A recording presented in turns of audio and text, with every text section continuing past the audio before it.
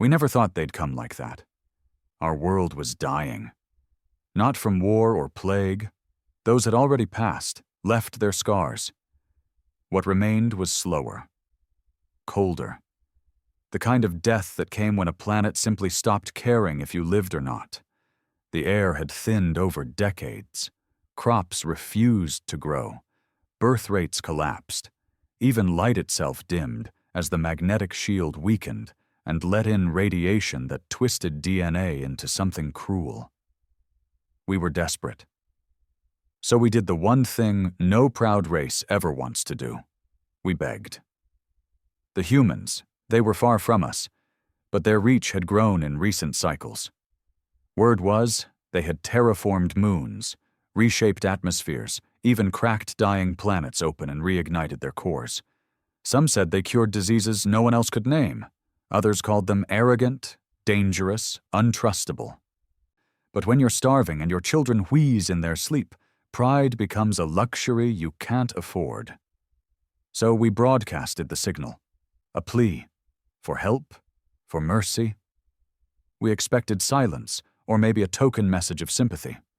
Thoughts and prayers, the humans called it. We thought that was their way. We thought wrong. 3 weeks later, their fleet arrived. Not warships, not at first.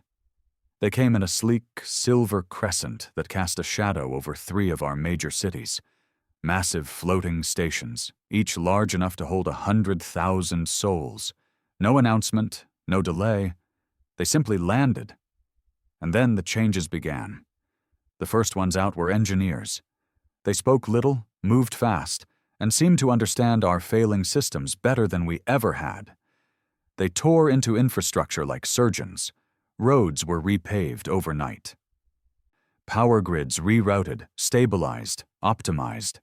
They used machines we couldn't even comprehend, hovering crates that unfolded like origami and built towering structures in hours. At first, we were amazed. Then came the doctors. They didn't wear white coats. They wore armor. They administered treatments without asking. Injected vials that made our elders convulse and scream before they went silent. Cured, they said, though many never woke up again. They took samples from everyone. Blood, tissue, memory scans. We were told it was routine genetic filtering for adaptive treatment. It felt like a harvest. But still, they brought results. Birth defects dropped.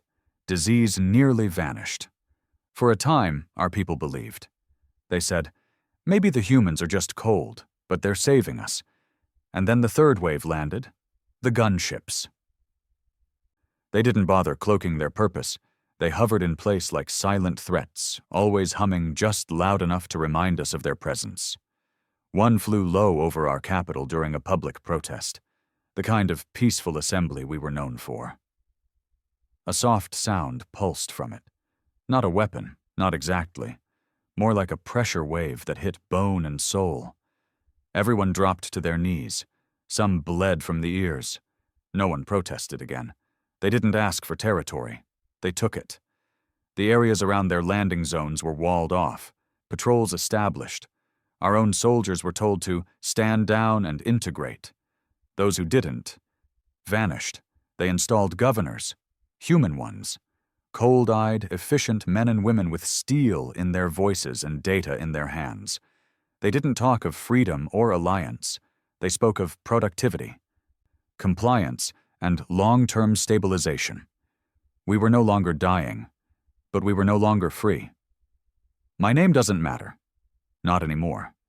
What matters is what I saw, what I lived through. The day we gave up sovereignty in exchange for salvation.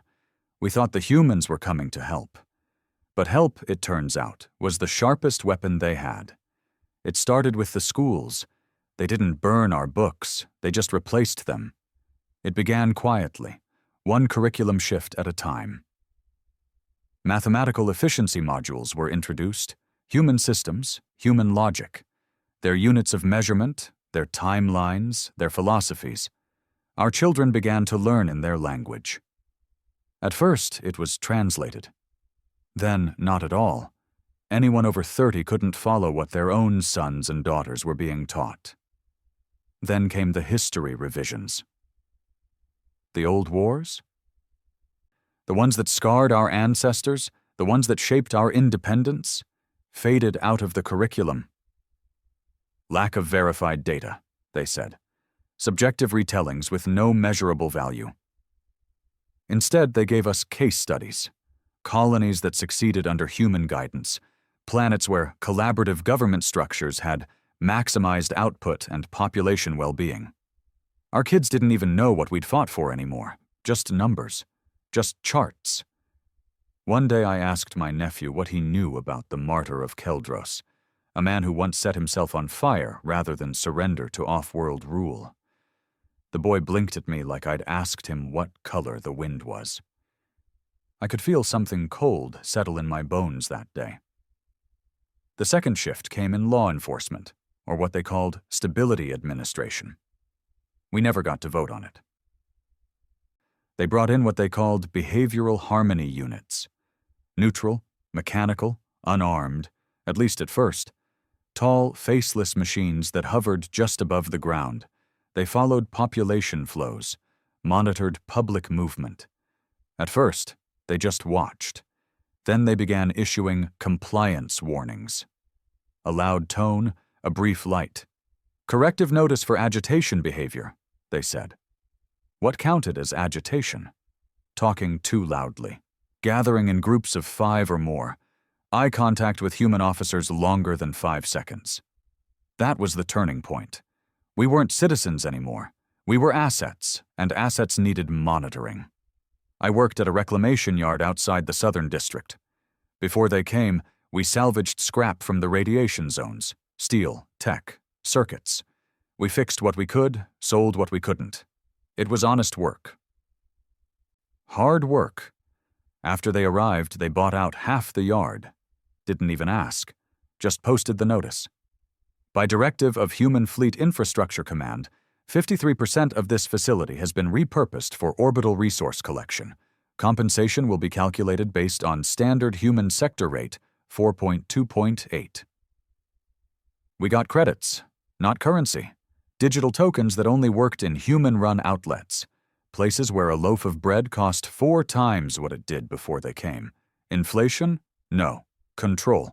My boss, a proud man named Bren, one of the last to still wear the old sigil of the Republic on his chest, protested the takeover. Not violently, just a written complaint, signed by a few workers. They called it subversive rhetoric. The next morning, he was gone. His house was clean, family relocated, not even a trace of his digital presence left. They scrubbed him like he never existed. That was the day I learned to shut my mouth. But I never forgot. I kept watching. They built towers, massive signal spires that pierced the clouds, sending data to low orbit where their observation satellites fed it straight into something they called the Nexus. We never saw the Nexus, only heard rumors. Some said it was an AI. Others whispered it was worse, a panel of human minds linked together, calculating optimal control like it was a math problem. Either way, everything we did was logged. Every purchase, every message, every emotion if you had the wrong face at the wrong checkpoint. And still, people thanked them. That's what broke me more than anything. People were grateful. Grateful for the cleaner streets, for the working trains, for the food that showed up on time. Tasteless, nutrient-dense human packs. But no one went hungry. Grateful that no one killed each other anymore. Because now?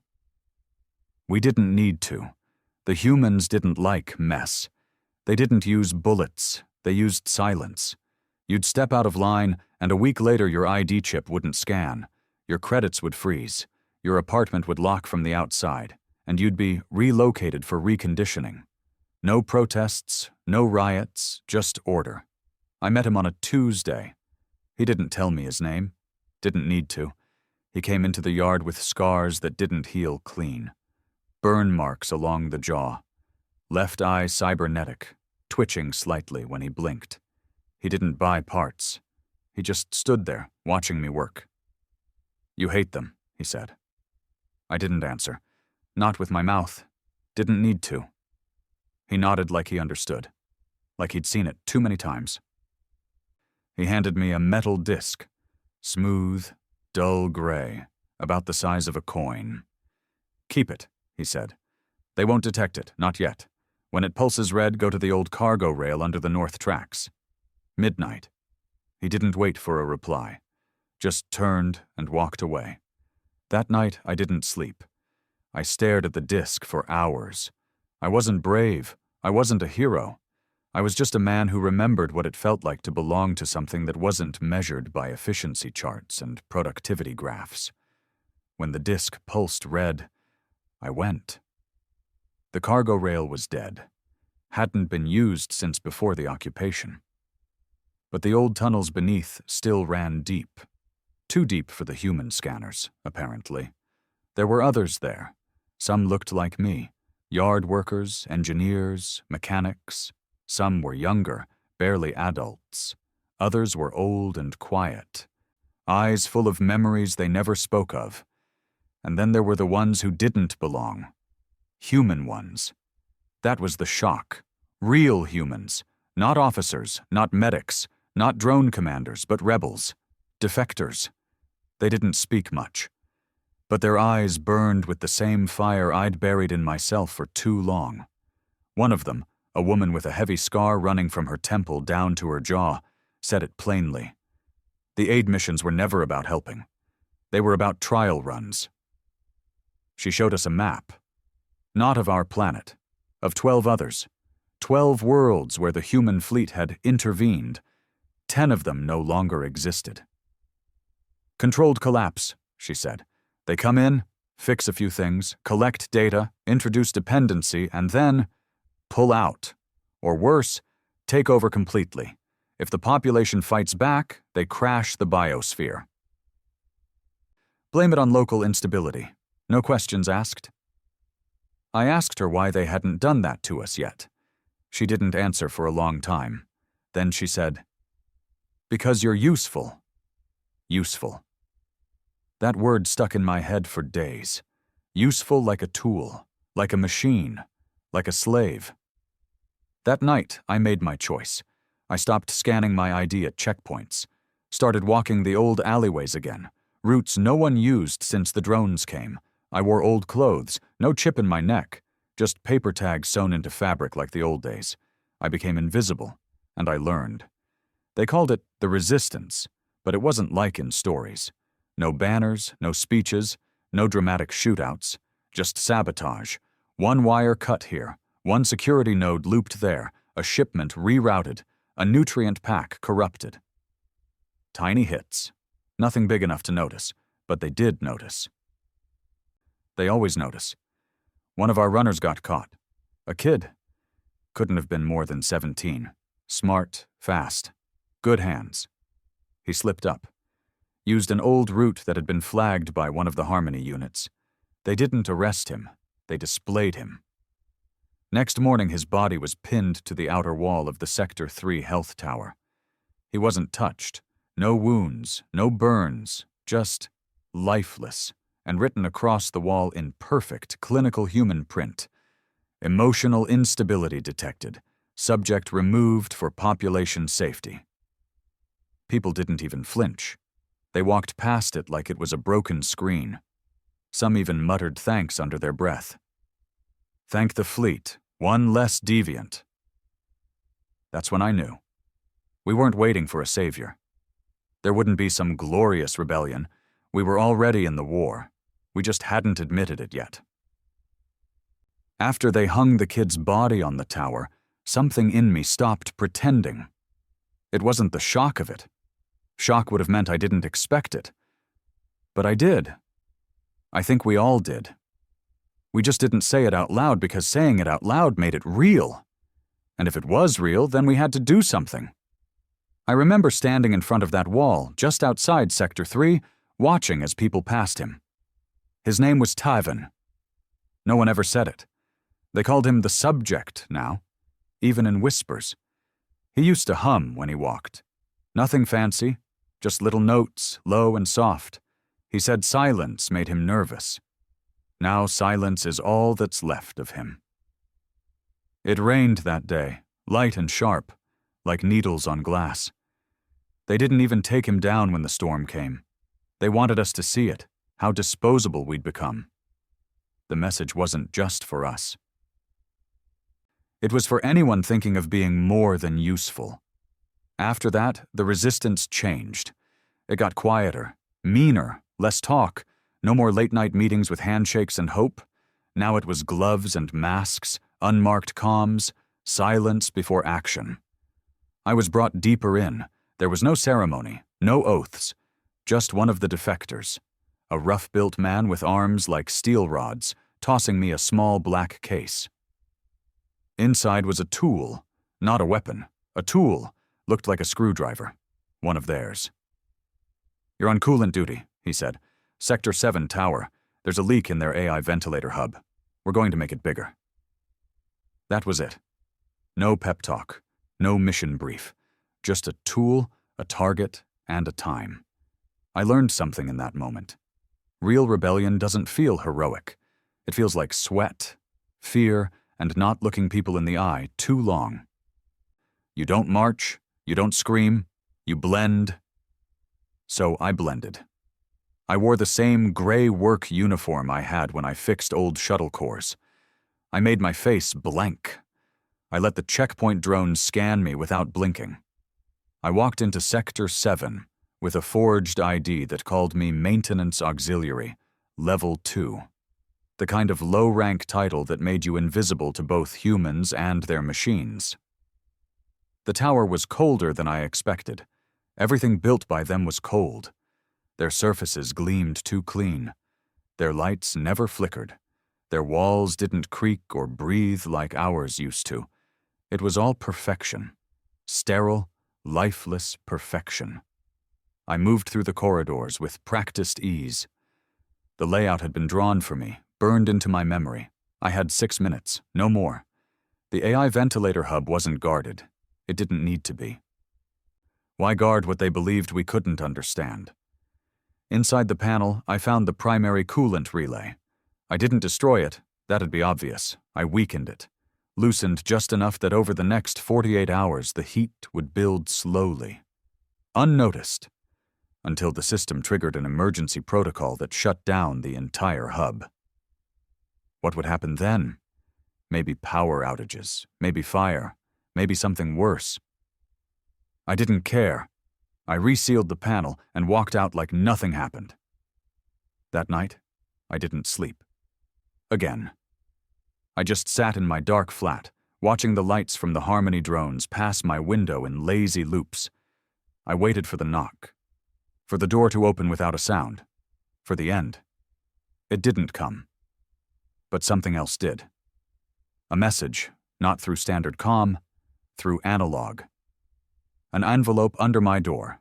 Inside, a photo. A real one. Printed.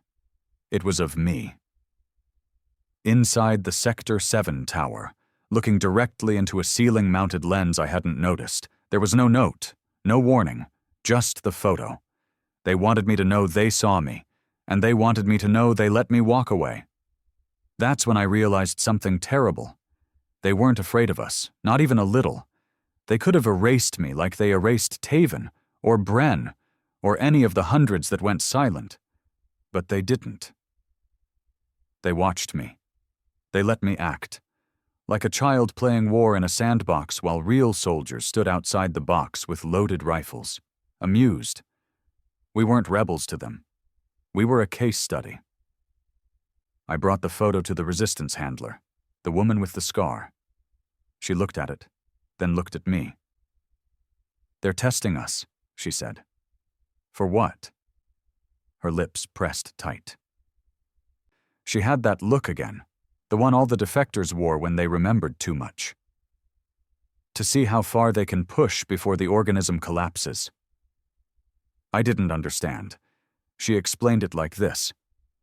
To them, we're not people. We're data models, a living population graph. Emotions are numbers, reactions are statistics. If we riot, it's just a spike on a curve. If we submit, it's a dip.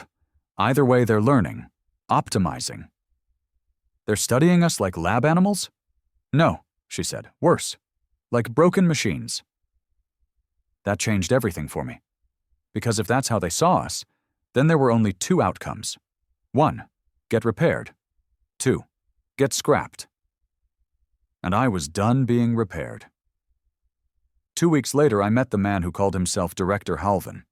It wasn't planned. He came to the reclamation yard during a fleet morale inspection. That's what the broadcast said.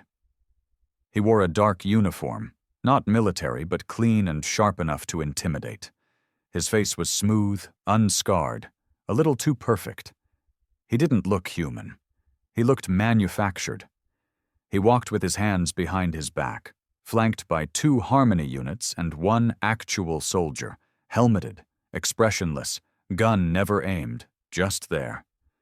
I knew better than to speak, but I watched him as he moved through the yard, inspecting things like he cared. Like it mattered whether a pile of salvaged engine cores were stacked properly. And then he looked at me, straight at me, and smiled. It wasn't warm. It was the smile of a man who already knew everything he needed to. He stepped closer. "You're the coolant man," he said softly. My stomach turned ice. I didn't reply. He nodded, pleased. "I like your work. Subtle, patient. You didn't rush. You let the system bleed." He turned his head slightly, studying me like I was a painting. "You understand entropy," he said. "That's rare among your kind." I didn't speak. I couldn't. My throat locked up. Every part of me screamed run, but my legs were made of stone. Then he leaned in. "You'll keep doing it," he whispered, "because we need more data. Don't disappoint us." And just like that, he walked away. No arrest, no accusation, just permission. That's when I understood the game completely. We weren't fighting a war, we were in a maze, and they were watching every turn. A week later, the first city fell. Not to us. To them. They called it a stabilization reset. Sector 9, home to over 200,000 people, was cordoned off in less than 3 hours. All exits sealed, comms dead, transit rerouted. From the outside, nothing looked wrong. But inside, we heard the whispers. Whole families relocated overnight. IDs wiped, homes reassigned, population density increased by 40%, and when the numbers rose too fast, they culled them back down. How? Biofilters. They claimed it was a virus. Environmental reclamation protocol activated due to airborne pathogen spike. In reality, gas, odorless, fast, clean, no bodies, just silence. Within 48 hours, the city was secure, and life went on. No media, no outrage, just another calm voice over the announcement towers. Sector 9 has been rebalanced. Thank you for your cooperation. We lost over 80,000 people. No one said a word, not even us, because now we understood. They weren't just occupying us. They were designing us, testing thresholds, measuring limits. How much death before rebellion? How much surveillance before despair? How far can the human mind stretch before it breaks? And if it breaks, what does it take to rebuild it in their image? That night I sat in my apartment, staring at the photo they sent me again, the one of me in Sector 7. I burned it. Not out of fear, but because it didn't matter anymore. They wanted us to feel small, so I was going to show them what small could become when you crushed it hard enough. Because something happens to a man when you take everything from him, not just freedom, but meaning. You can break him, or you can make him dangerous. And I was done being broken. We used to believe the worst thing the humans could do was kill us. We were wrong. Control was worse. You can see death coming. You can brace for it, rage against it. But control? That crawls in slow. It gets under your skin, rewires your instincts, makes you grateful for your own cage. And the worst part? You forget it's a cage. That's where most people were after the Sector 9 reset. Quiet, empty-eyed, walking and working like nothing had happened, like 80,000 people hadn't been erased like a math error. The resistance? We went underground, fully this time. No more tunnels, no more warehouses. That was too easy for their drones. They were tracking body heat now, sound resonance, even dream patterns, if the defectors were telling the truth. Humans had tech that could pick up emotional variants in sleep and flag you as a potential threat based on a nightmare. We operated out of moving units now, broken-down transport trucks, abandoned shuttle cars. Derelict storage containers on the edge of transit yards where scanners lagged.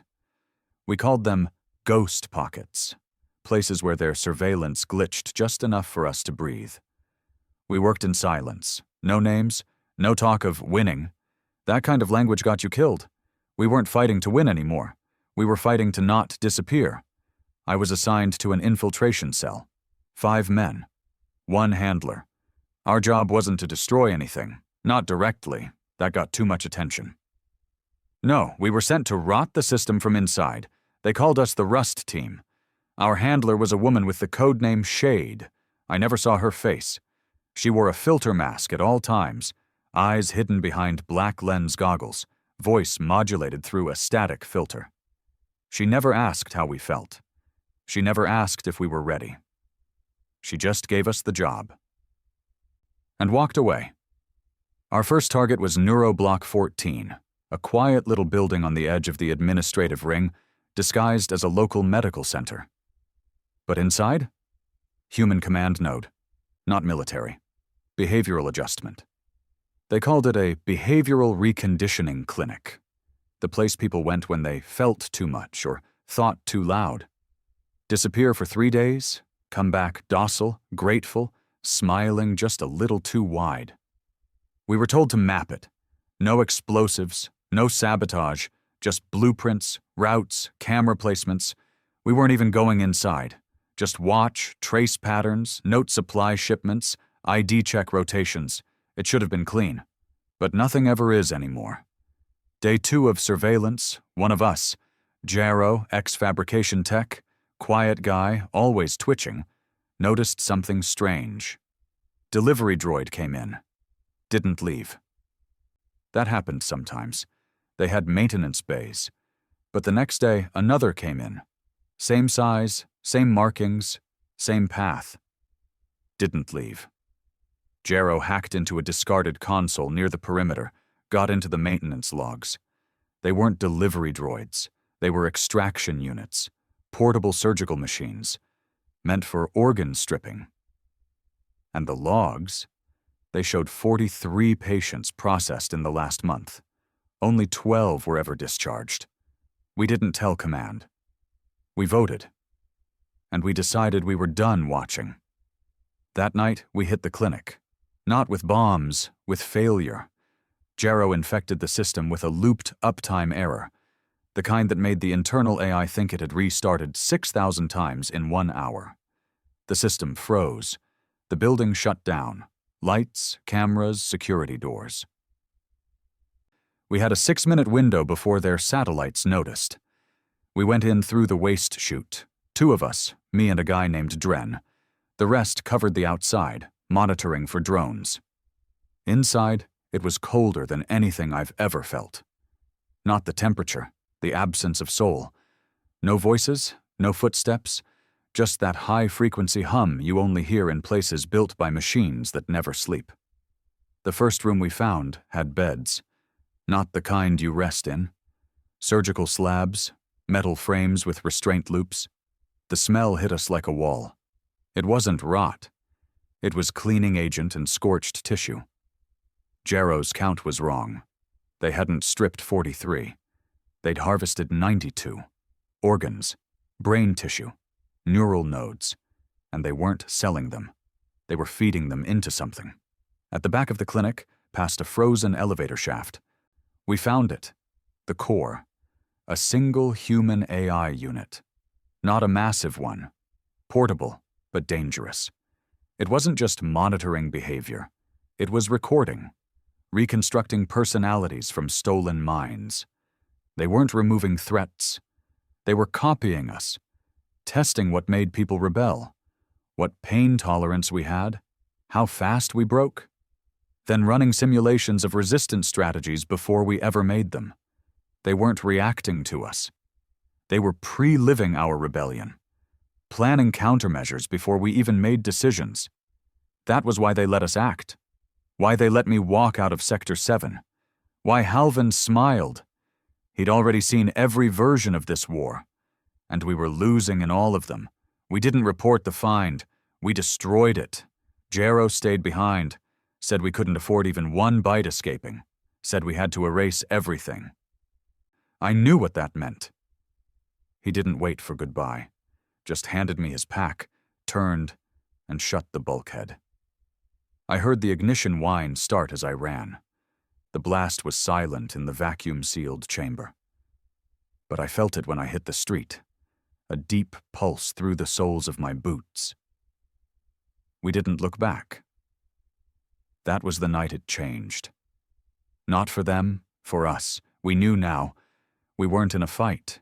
We were in a simulation. One they'd been running over and over, perfecting responses. Every attack we planned, they had already countered in theory. It made me sick. But it also gave us a way in. Because simulations? They're only as good as their data. And data can be lied to. After Jarrow died, I stopped seeing people as people. I started seeing them like the humans did. Variables in a machine. I didn't want to.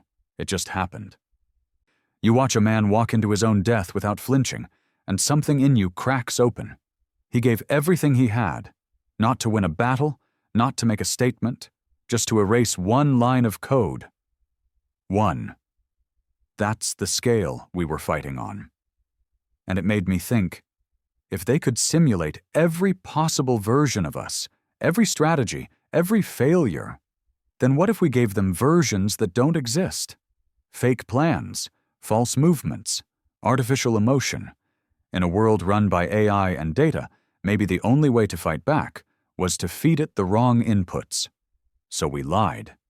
Not to each other, not to ourselves, we lied to them.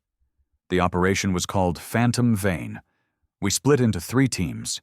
Not real teams, constructs, ghost units that only existed in data form. We created personnel files, chatter logs, intercepted messages, even forged visual feeds showing high-risk rebel activity in zones we never touched. We sent word through channels we knew they were tapping. Carefully staged images of crates labeled explosives, filled with scrap. Blueprint sketches of tunnels that didn't exist. ID badges of officers who died years ago, digitally revived and placed in fake missions. It was dirty work, it was slow, but it started to work.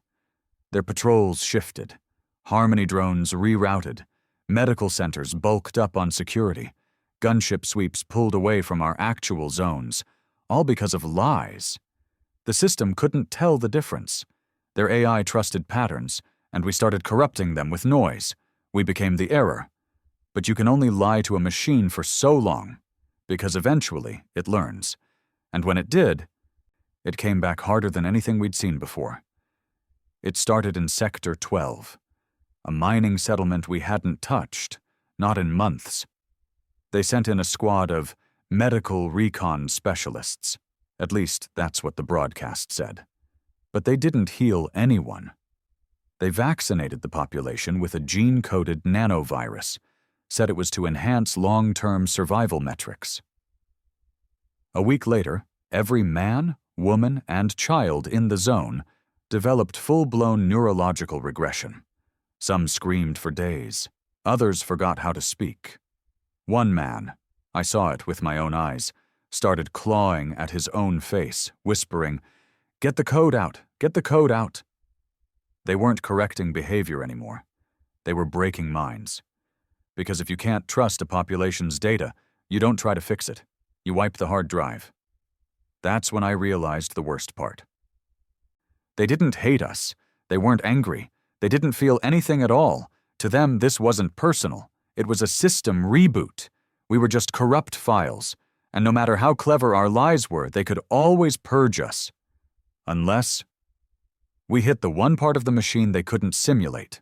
Pain, not ours, theirs. That's when we changed the rules. No more misdirection, no more static. Now it was time to make them bleed. Our first real target was Facility Oran 3, one of their local biofarms. Clean on the outside, greenhouses, sterilization gates, nutrient labs. But underneath? Human cloning pods, not just soldiers, reinforcement bodies. When one of their field agents died, their mind data, harvested from daily neurosyncs, was uploaded into fresh shells. Perfect copies. New bones, same brain. That's why some of their officers never aged.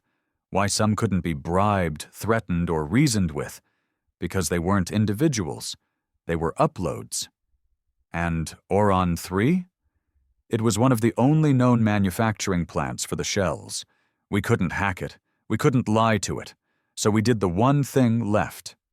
We walked in. 4 of us. Dren, Sev, Reich, and me. We disguised ourselves as internal transport workers, forged their uniforms, spoofed the signal chips. Everything seemed to hold, until it didn't.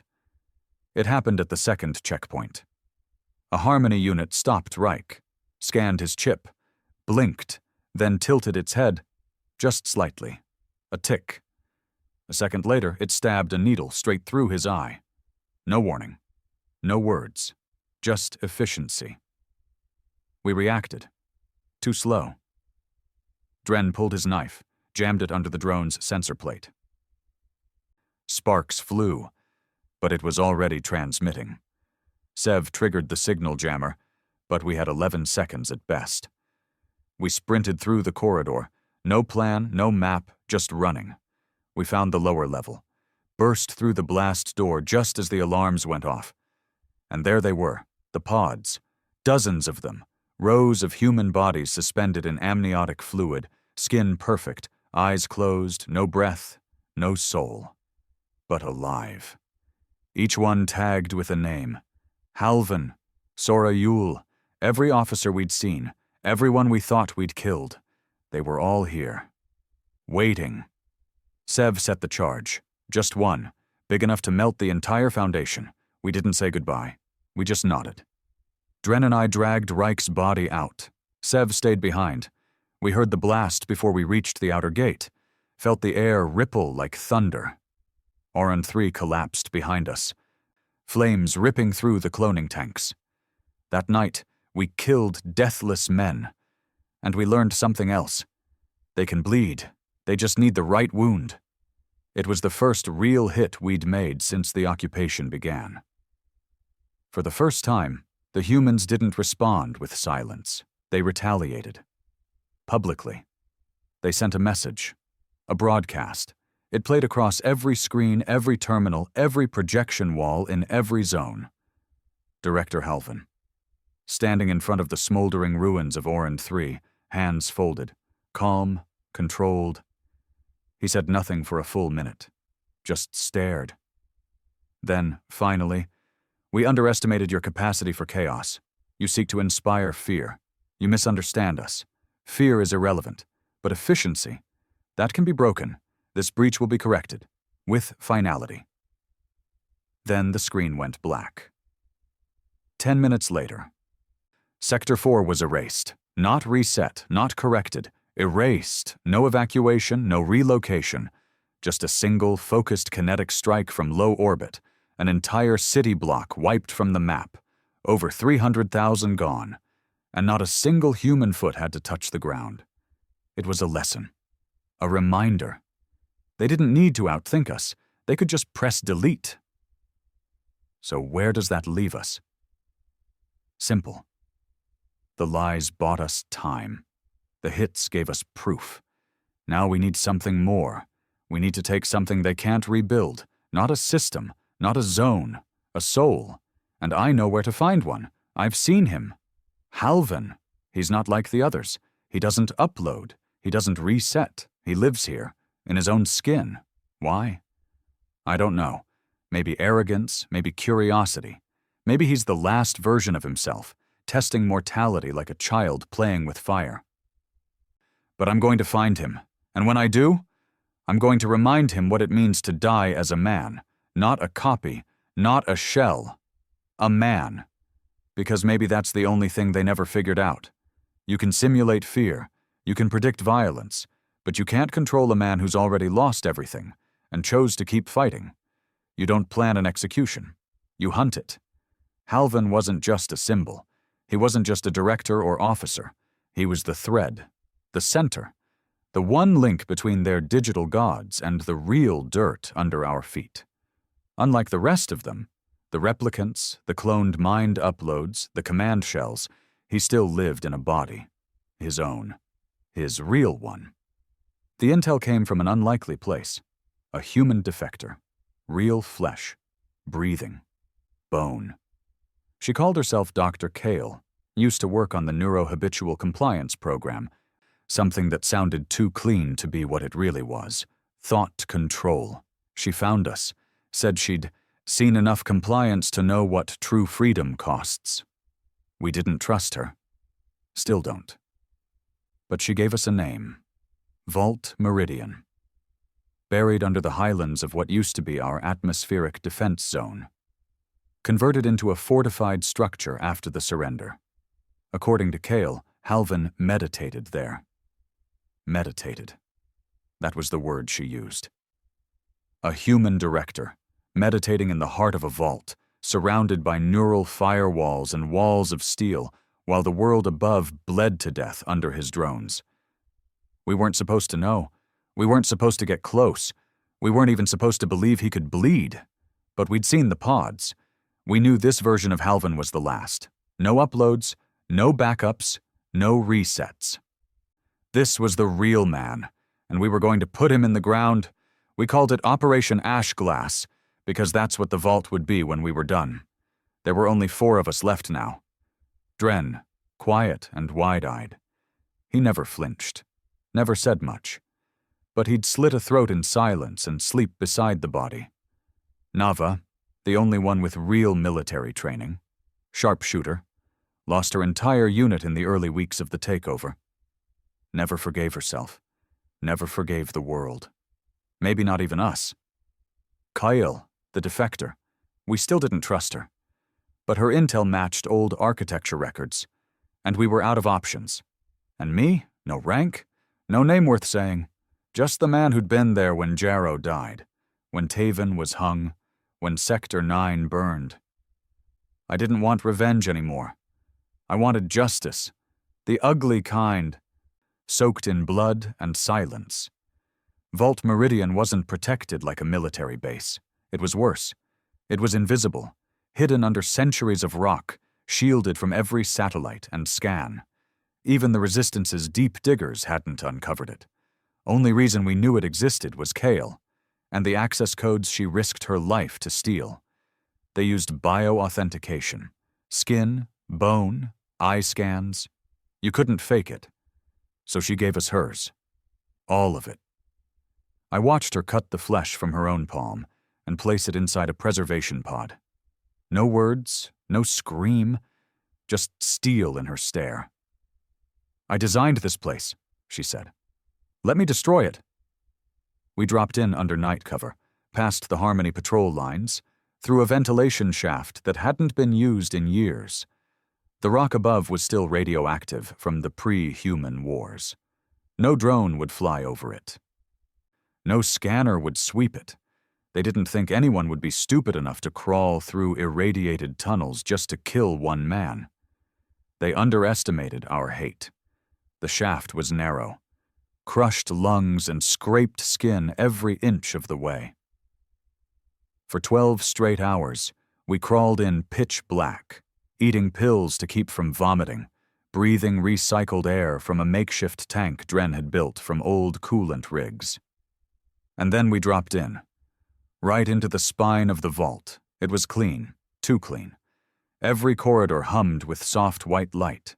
No alarms, no guards, just the kind of emptiness that smells like a trap. Nava moved first, always point.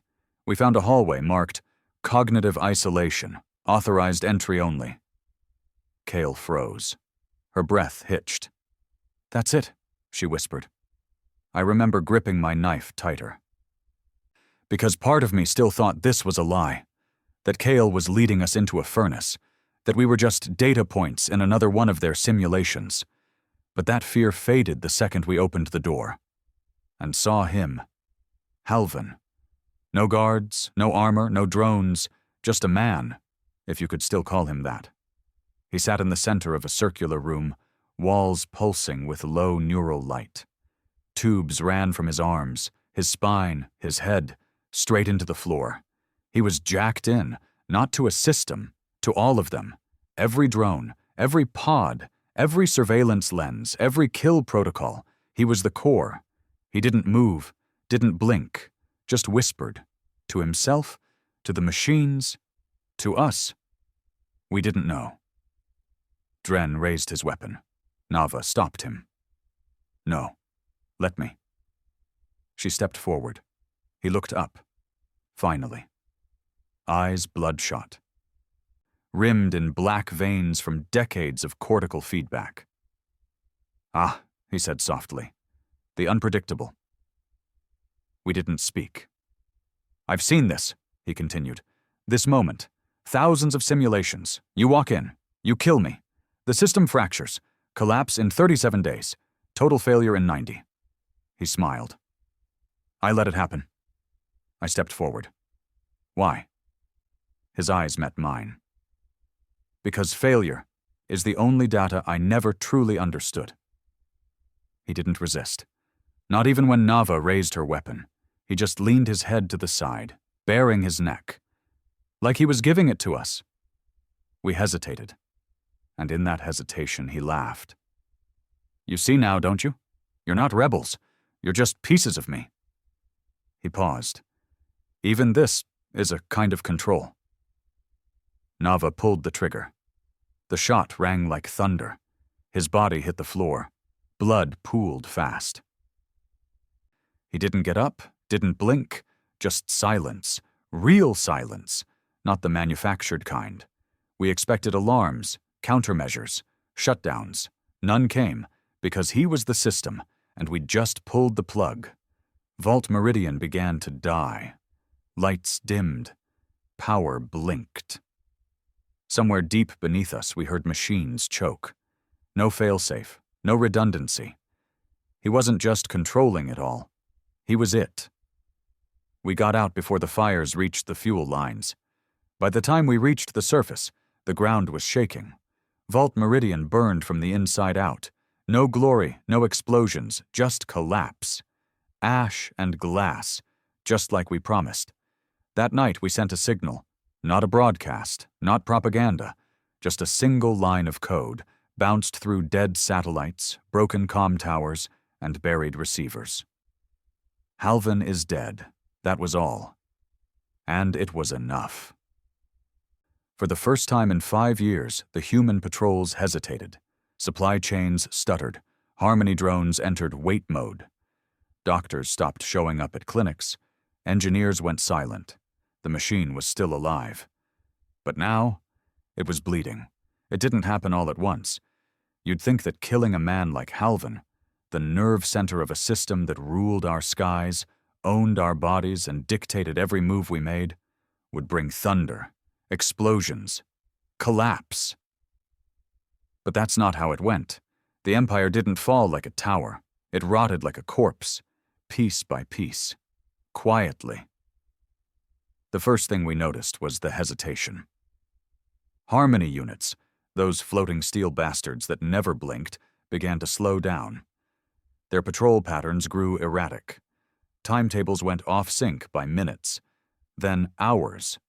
Some stopped moving entirely, just hovering in place like statues with dying minds. We approached one on the 5th night after Halvan's death.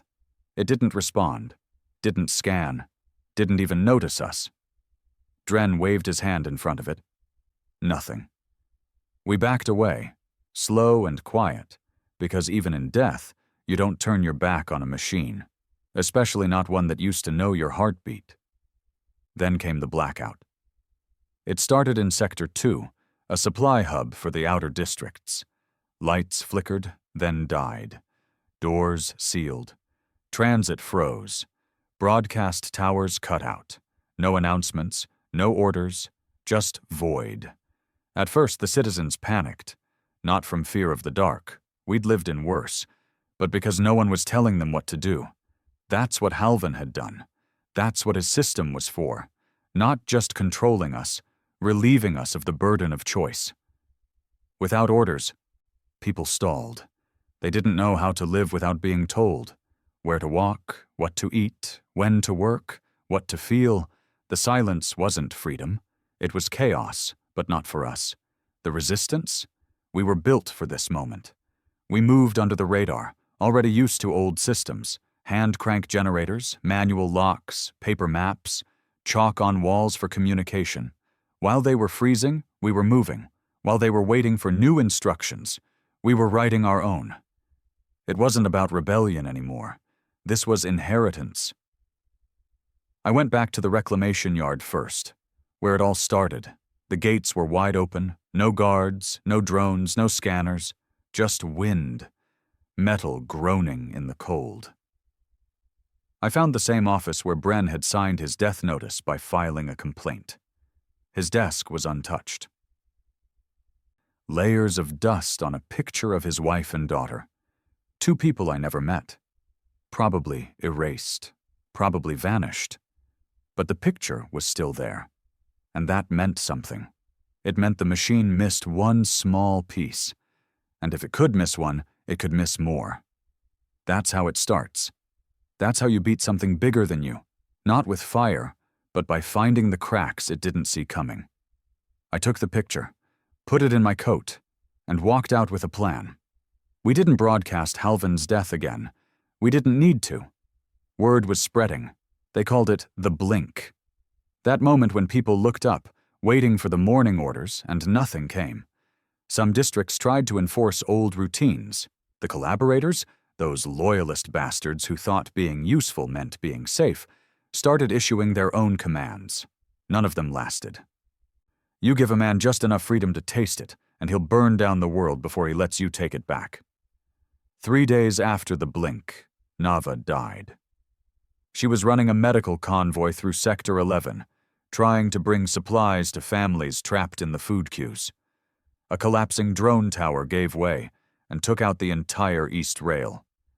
No explosion, just metal falling from a dead system. I found her under concrete, spine shattered, blood pouring from her mouth. She was still conscious. She looked at me, tried to smile. "Tell me we won," she whispered. "We started," I said. That was enough for her. She closed her eyes, never opened them again. I buried her with her rifle, pointed toward the sky. We started calling ourselves the Free. It was just a word, but it felt like armor. We didn't have leaders. No one wanted that anymore. We had cells, pockets, whispers, all of them passing the same message. The machine is dying. We decide what comes next. And then the machine decided to bite back. Not through orders, not through weapons, but through desperation. On the 7th day, we saw them. The fail-safes, not drones, not AI, humans, real ones, not the politicians, not the doctors or engineers. These were soldiers, the old kind. Flesh and blood, born and bred for one job, killing without blinking. They came from orbit, dropped in silent, no broadcasts, no threats, just boots and fire. They hit Sector 8 like it was a battlefield. No negotiation, no mercy, no illusion of stabilization. It was war. They moved through streets like reapers, clean, coordinated, surgical. It wasn't an occupation anymore. It was a purge. We tried to push back, set traps. Rigged buildings, laid tripwires and homemade mines. It worked, for a minute. Then they adjusted. They moved faster, smarter. They'd been trained for this, to clean up after AI failed. The system didn't need to think anymore. It just needed to erase everything that didn't submit.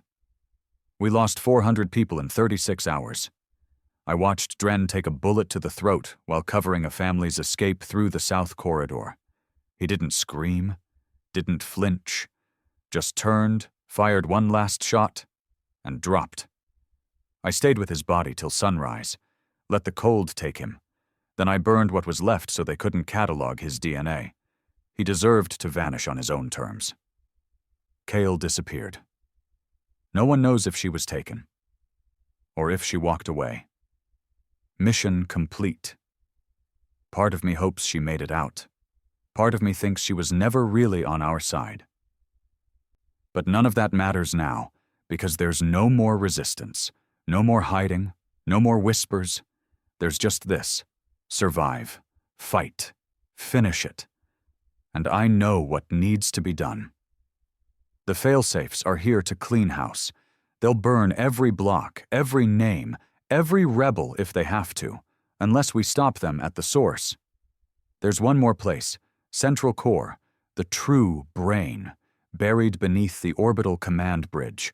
It was meant to be offline after Halvin's death. But intel says something's still running. Something's issuing last resort protocols. I don't believe in ghosts, but I believe in unfinished control. Maybe Halvin's death left a hole the system is trying to fill. Maybe he had a successor. Maybe it's just a machine mimicking orders. Either way, it ends there. Tomorrow, we climb the tower, not to take back the system. Not to rewrite the code, to shut it down, permanently, with our hands, with fire, or with blood. However it takes. Because we've seen what comes from mercy. We've seen what happens when men let machines make decisions for them. And we've seen what's left when obedience becomes the only language people understand. Not this time. Not anymore. The Central Core wasn't on any official map. It wasn't supposed to exist. They called it Command Layer 0, a name only whispered in defected files, glitch-ridden logs, and incomplete schematics from drones that died screaming mid-transmission. The orbitals were supposed to have gone dark after Halvin, but one signal kept pulsing. A steady beat, buried in the data waves. A heartbeat. Faint. Synthetic. Alive.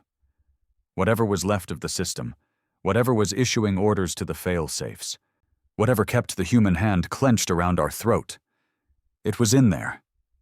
Waiting. We climbed at night. There were only 5 of us left.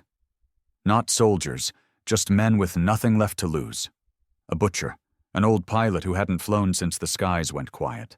A kid no older than Tavan who swore revenge with tears still wet on his cheeks. Me. And a woman who said nothing, didn't blink, and sharpened her blade every night by firelight. We had no plan. Just direction. And hate. The bridge was orbital, one of the last remaining lifts that hadn't been sealed by the failsafes. We found it behind the husk of a collapsed agriculture tower. Its doors barely clung to their rails, the keypad sparking from a failed lockdown attempt. I pried it open. Inside, darkness. Silence. No music. No voice. No warnings. Just up. We entered. I keyed the override chip we stole from a dead engineer's throat. The elevator groaned. And then it rose. It took 10 minutes. 10 minutes of pure, grinding stillness, climbing through the shell of a dead world. The windows showed nothing but stars and debris, twisted skeletons of drones and orbital panels, floating like ash in space. I thought about Dren, Jero, Tavan, Nava. Not to honor them, just to remember what pain feels like, to carry it like a weapon, because when we got to the top, I wanted it in my hand. The doors opened into nothing. A hallway, steel, cold, flickering lights above like dying stars. No guards, no drones, no alarm, just that hum. The same low electric pulse I'd heard in my dreams since the occupation began. We walked, our boots echoing against metal that hadn't felt human weight in years. Every step made the air feel heavier, like we were walking into a memory, one that didn't belong to us, We found the core chamber at the end of the hall. There was no door, just open space.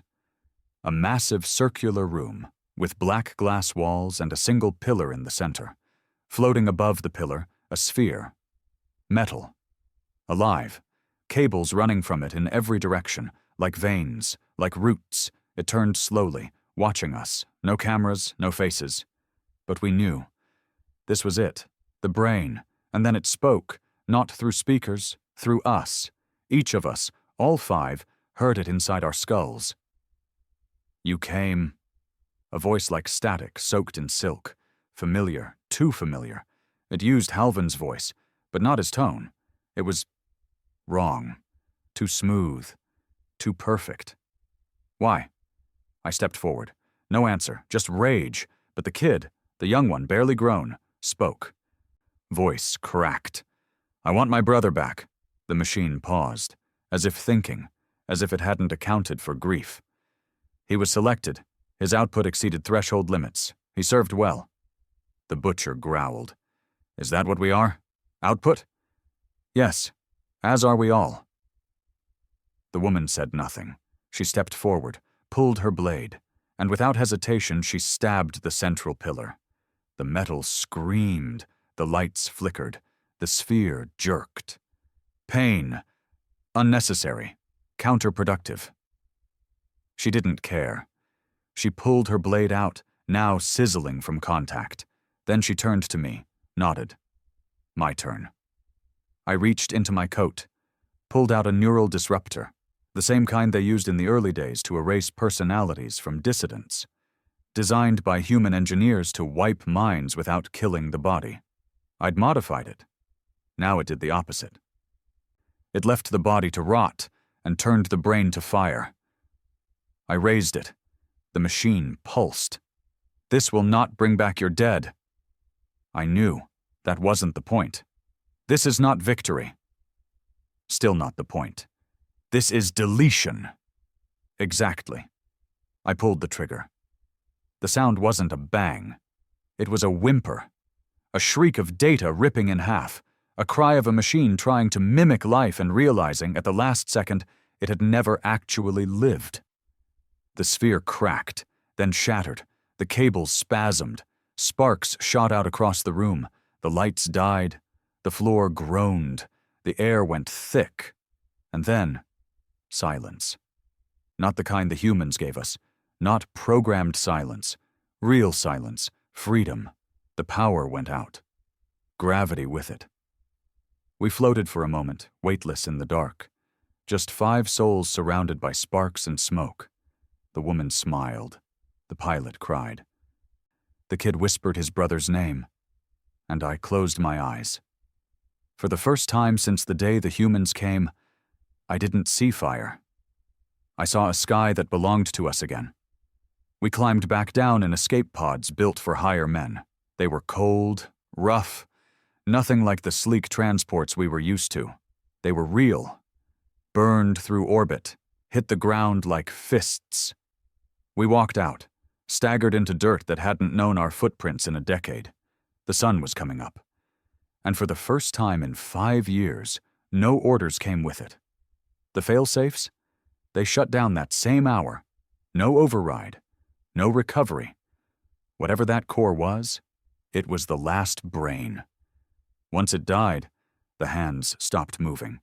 The machines froze. The patrols fell. The broadcasts ended. The last breath of the human empire. Gone. What came after? It wasn't peace. Peace doesn't come after trauma. Not right away. People fought, hoarded, turned on each other. You can't turn off obedience overnight and expect them to know what to do with freedom. But we rebuilt. Slow, ugly, real. One brick, one field, one story at a time. And now? Now the skies are empty. The towers don't watch us anymore. The drones don't speak. And the ground feels like ours again. I walk the old roads now. No gun, no armor, just a pack of tools and a notebook. I write names in it. Every man and woman who died for this.